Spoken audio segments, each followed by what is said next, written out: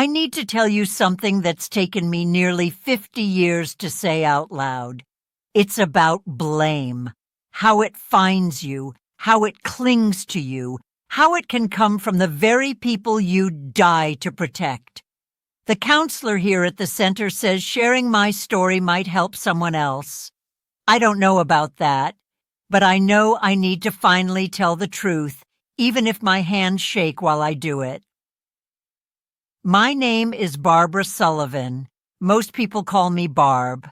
I'm 69 years old, sitting in this small room with motivational posters that say things like, "You are not alone."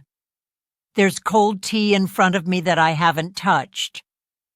Outside, March wind rattles the windows. I'm wearing a high-necked sweater, even though the room is warm. Old habits. Let me take you back to 1975. I was 19 years old, fresh out of nursing school, when I met James Sullivan at a 4th of July barbecue. He was 24, just back from Vietnam, with shoulders that filled out his uniform and a smile that made me forget my own name. When he asked me to dance to "Ain't No Mountain High Enough," I felt like the luckiest girl in Pennsylvania.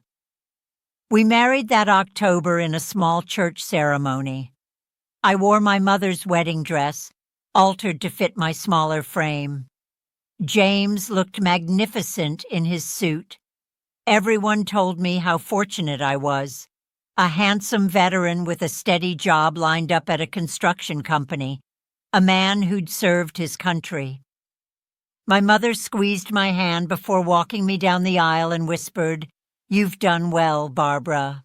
The first 6 months were a dream. We rented a small apartment on Maple Street, and I'd wake up early to make James breakfast before his shift. He'd bring me flowers on Fridays, and we'd slow dance in our tiny kitchen to the radio. I remember thinking this was what happiness felt like, something warm and solid and real. Then came the dinner with too much salt. It was April 1976. I'd made meatloaf, James's favorite. He took one bite and his face changed, like a storm cloud sliding over the sun. "Jesus Christ, Barb. How much salt did you put in this?" Before I could answer, his hand connected with my face. The sound was louder than I expected. So was the silence that followed. He cried immediately, pulled me into his arms while I stood there, tasting copper in my mouth. "I'm sorry. I'm so sorry. It's the training. They taught us to react, to defend. God, Barb, I love you. Please forgive me." His tears wet my hair. I held him and told him it was okay. I believed him. I loved him. The military had changed men. Everyone knew that. My job was to help him heal. I wish I could tell you it never happened again, but that would be a lie, and I'm done with those. By 1978, we had our first child, Daniel. James was thrilled, passing out cigars at work, painting the nursery blue himself. He was gentle with the baby, tender in a way that made me think maybe fatherhood would change things. It did for a while. 3 months of peace. Then I forgot to pick up his dry cleaning, and he shoved me so hard I hit the corner of the changing table. Daniel slept through it all, his tiny chest rising and falling in his crib. Rebecca came in 1980, Matthew in 1982, Amy in 1985. With each child, our family portrait got prettier. James became a supervisor, then started his own contracting business. We moved to a 4-bedroom colonial with a 2-car garage. I quit nursing to stay home full-time. From the outside, we were the American dream: successful husband, devoted wife, beautiful children, annual trips to the Jersey Shore. From the inside, I was learning to flinch. James was calculated about it. That's what people don't understand about men like him. They're not out of control. They're very much in control. He never hit me where it would show when I was picking kids up from school. Never when we had dinner guests coming over. The bruises bloomed on my ribs, my back, my thighs, places covered by the high-necked blouses and long skirts I started favoring. In 1984, I slipped on ice and actually did fall down the stairs. At the emergency room, when they asked about the old fracture in my ribs, I almost laughed at the irony. "I'm clumsy," I said, which was easier than explaining that my husband had kicked me there 6 months earlier for overcooking the pot roast. The children never knew. That's what I told myself anyway. James made sure of it. Bedtime was 8 o'clock sharp, and his anger never surfaced before 9. Weekend mornings when the kids were at soccer or ballet, that's when he'd corner me about the checkbook or the messy garage or whatever small failure he'd cataloged. I became an expert at applying makeup, at timing my errands so bruises could heal before parent-teacher conferences. But children see more than we think. It was a Saturday morning in 1990. Rebecca was 10 years old. I'd made pancakes, but I'd forgotten to buy the real maple syrup James preferred. He made do with the store brand, but I could feel his mood darkening like a bruise itself. After the kids finished eating and went to play, he found me in the kitchen. "You know I hate this cheap shit," he said quietly. That's how it always started. Quiet. "I'm sorry, I forgot."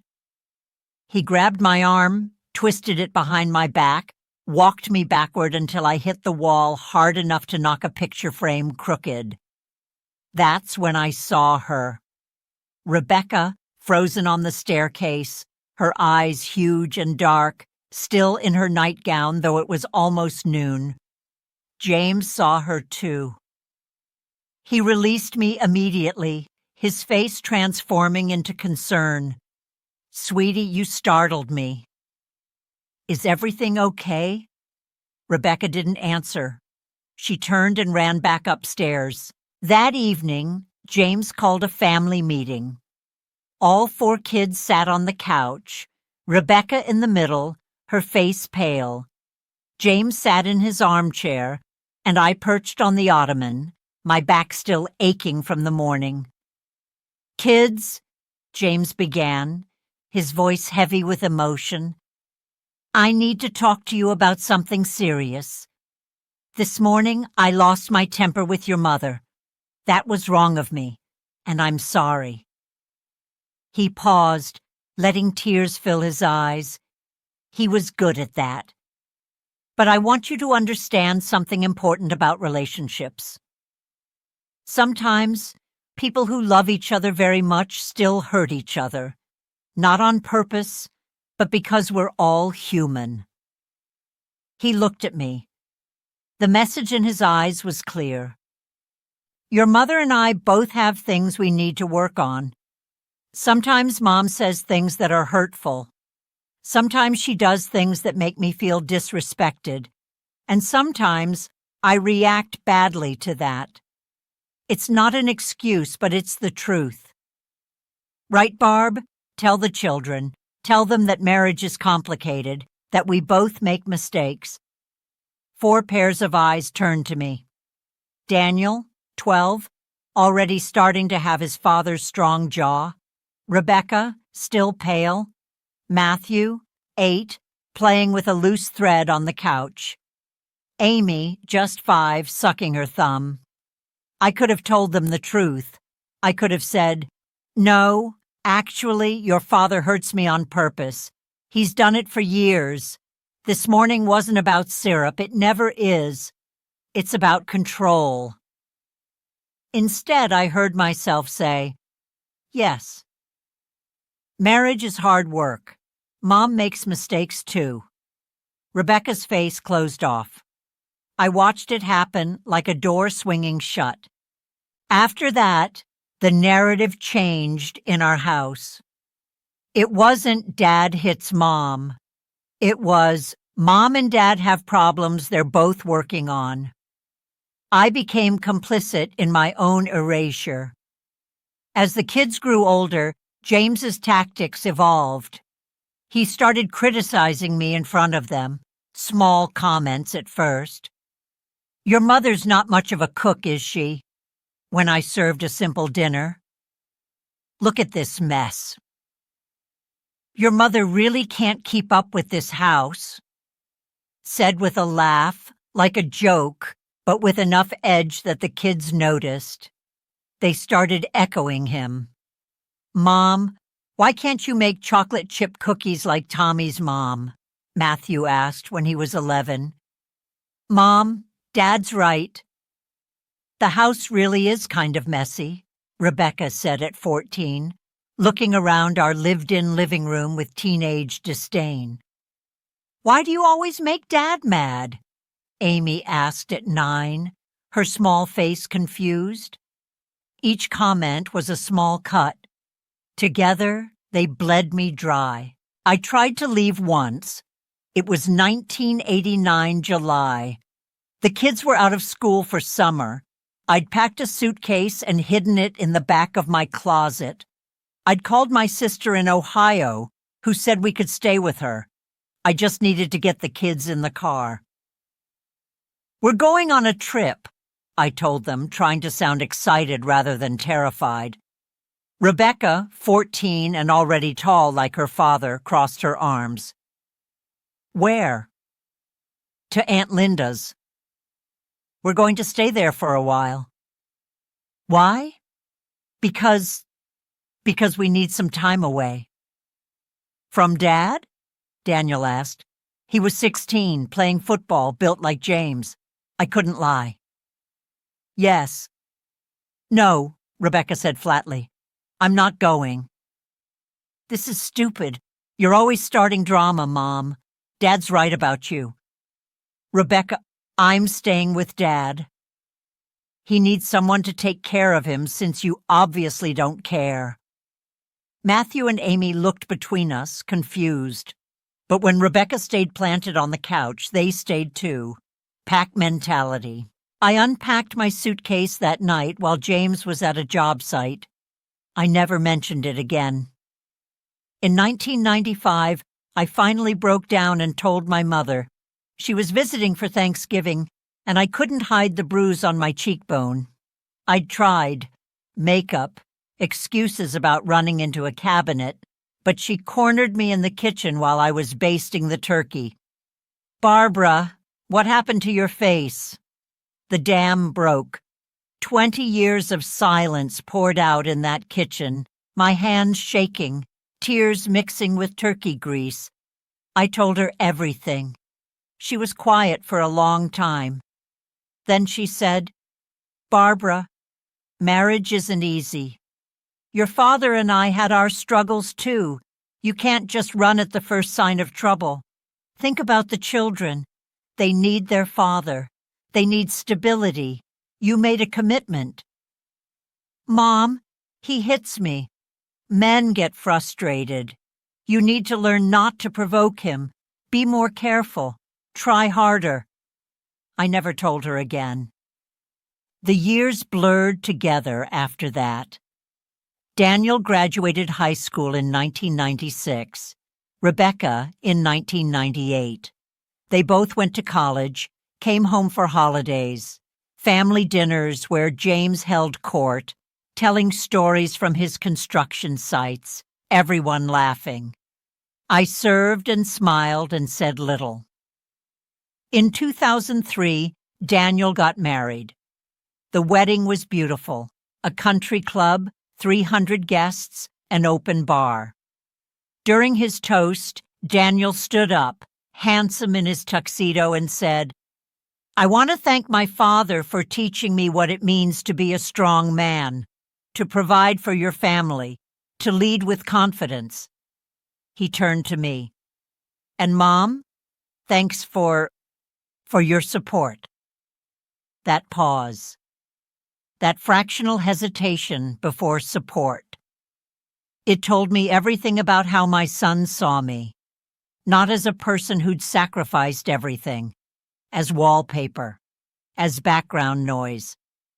Rebecca got married in 2005, Matthew in 2007, Amy in 2009. I attended each wedding, wore appropriate mother of the bride or mother of the groom dresses, posed for photos. In every picture, James's hand is on my shoulder or around my waist. It looks affectionate. Only I can feel how hard he's gripping, the message in his fingers. Smile, don't embarrass me. Then came 2010, March, like it is now outside this window. James had been drinking, not unusual by then. He'd come home from a poker game angry about losing money. I was in bed reading, trying to be invisible. He yanked the book out of my hands. You think you're so smart, don't you? Reading your little books while I'm out working, providing for this family. James, please. He hit me so hard I fell off the bed. Then he kicked me. Once, twice, 3 times. I heard my ribs crack. The sound was like green wood breaking. A neighbor, Mrs. Chen from next door, heard my screaming and called the police. When the officers arrived, all 4 of my adult children were there within 30 minutes. I never knew who called them. They formed a protective circle around their father. Officers, this is a misunderstanding, Daniel said. He was 32, a lawyer by then, polished and convincing. Our parents have a volatile relationship. They both contribute to the conflicts. Ma'am, are you injured? The younger officer asked me. I was on the couch, holding my ribs, barely able to breathe. James sat across from me, head in his hands, playing the remorseful husband perfectly. She gets like this sometimes, Matthew said. Emotional, unstable. They fight. It gets physical on both sides. The officer looked at me with something like pity. Ma'am, do you want to press charges? I looked at my children. Rebecca's face was hard. Amy was crying. Daniel stood with his arms crossed, protective of his father. Matthew looked uncomfortable but silent. If I spoke the truth, if I said, yes, he's been beating me for 35 years, I would lose them forever. They'd already chosen their story. I would become the villain, the liar who tried to destroy their father. No, I whispered. It was just an argument. The police left. My children left. James went to sleep in our bed. I slept on the couch, each breath a knife in my chest. In the morning, I drove myself to the emergency room and told them I'd fallen down the stairs. 3 broken ribs. The doctor who treated me was young, maybe 30. She looked at me with old, tired eyes. Mrs. Sullivan, I see a lot of fall injuries. These are impact fractures, usually from blunt force trauma. I fell, I said. She sighed. Okay, I'm going to give you some resources. Support groups, hotlines, just in case you ever need them. I took the pamphlets and threw them away in the parking lot. James died in 2015. Heart attack, massive and sudden. He was 64 years old. At his funeral, the church was packed.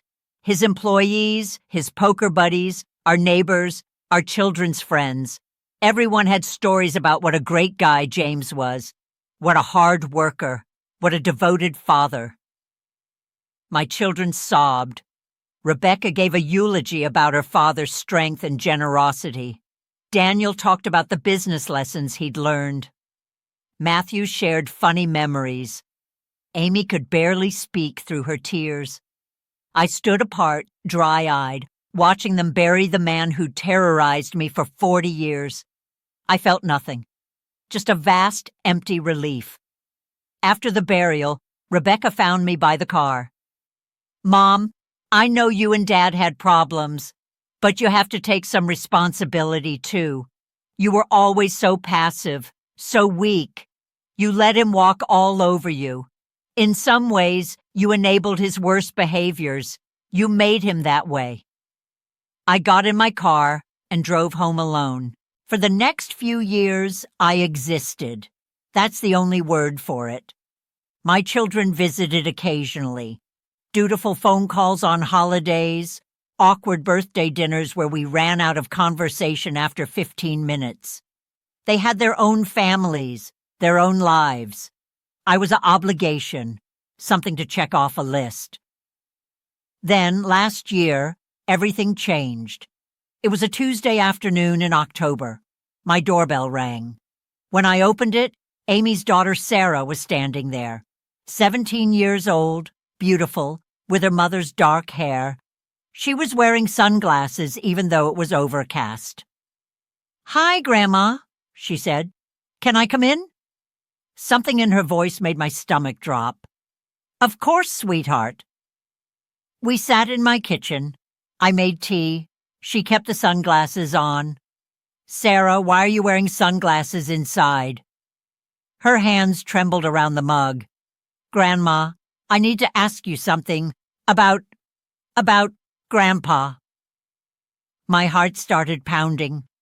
"What about him? Mom says he was a great man." "That you guys had problems, but it was both of you. That you were difficult." But I found some old photos from when Mom was little. And in one of them, you have a bruise on your face. And it made me think about. She took off the sunglasses. Her left eye was swollen shut, surrounded by purple and yellow bruising. The room spun. I gripped the table. "Who did this to you?" "Mom's boyfriend, Rick. He moved in 6 months ago. He's nice mostly, but sometimes he gets angry. And yesterday I talked back to him, and he—" She started crying. "Mom says it's my fault. She says I have an attitude problem. She says if I was more respectful, more obedient, he wouldn't get so frustrated. She says I'm just like you, that I provoke people. But Grandma, I didn't. I just asked if I could go to a friend's house. That's all I did. I pulled my granddaughter into my arms and let myself cry for the first time since 1995. Great, heaving sobs that hurt my chest, that came from somewhere deep and broken. No, baby. No, no, no, it is not your fault. It has never been your fault. Not yours, not mine, not ever."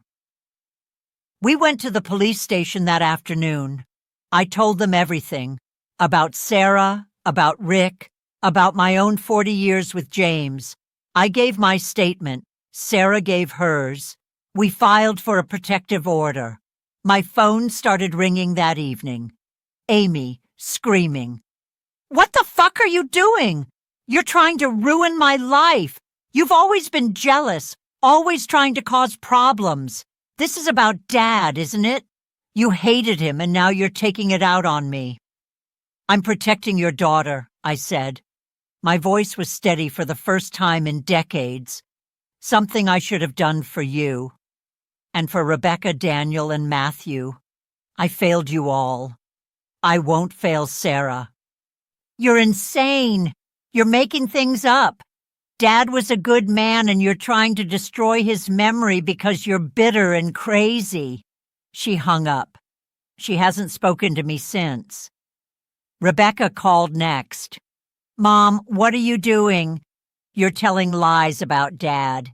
He's dead. He can't defend himself. How can you be so cruel?" "I'm telling the truth, Rebecca."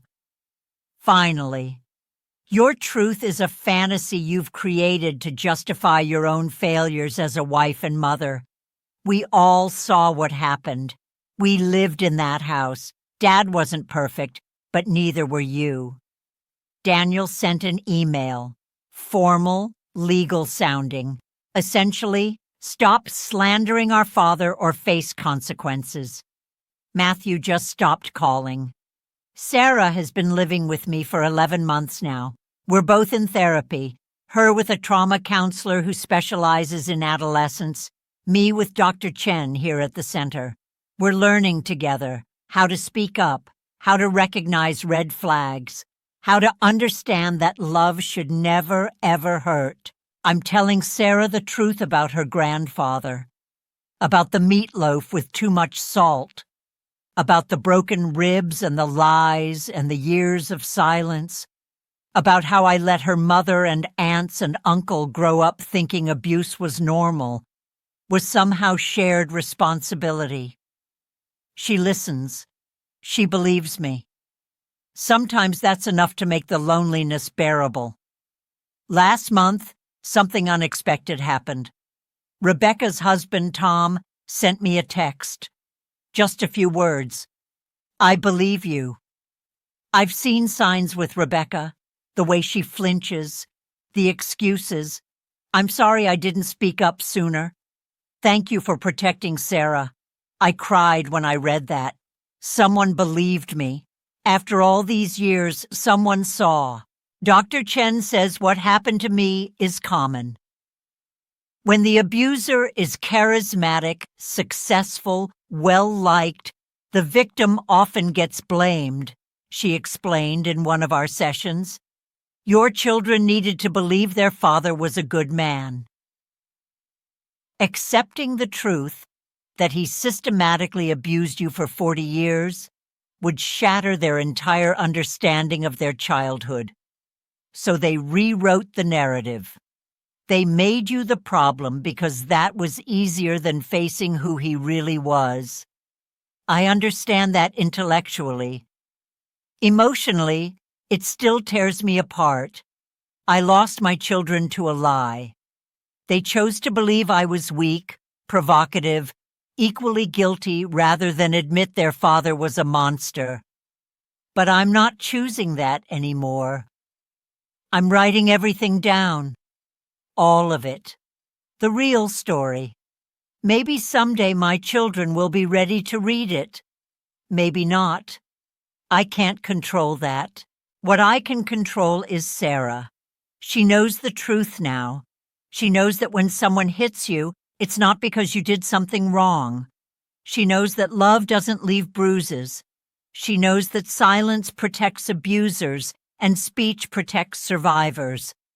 I'm breaking the cycle. It's 45 years late, but I'm doing it. My children don't speak to me anymore. They think I've gone crazy, that I'm rewriting history to make myself a victim. On holidays, I imagine them gathered around someone's table, maybe Daniel's, maybe Rebecca's, talking about their poor delusional mother who's making up stories about their saint of a father. It hurts.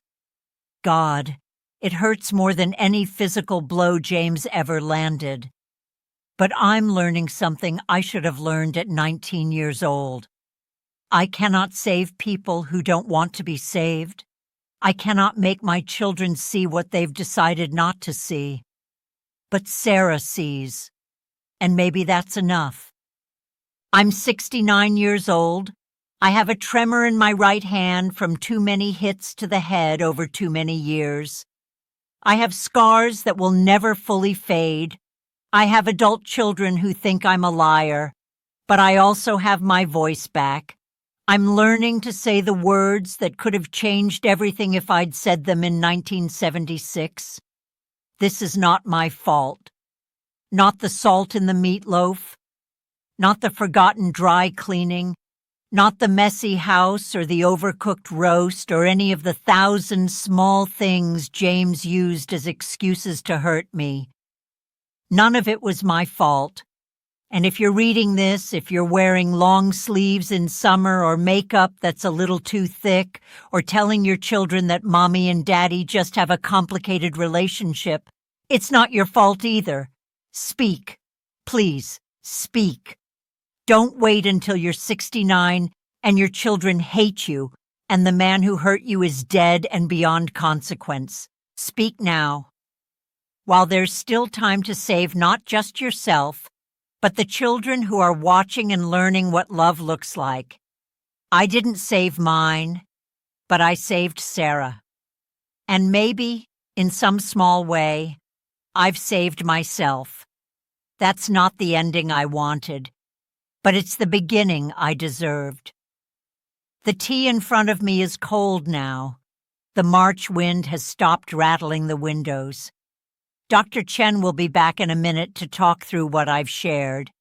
And for the first time in 50 years, I'm not afraid of what I'll say.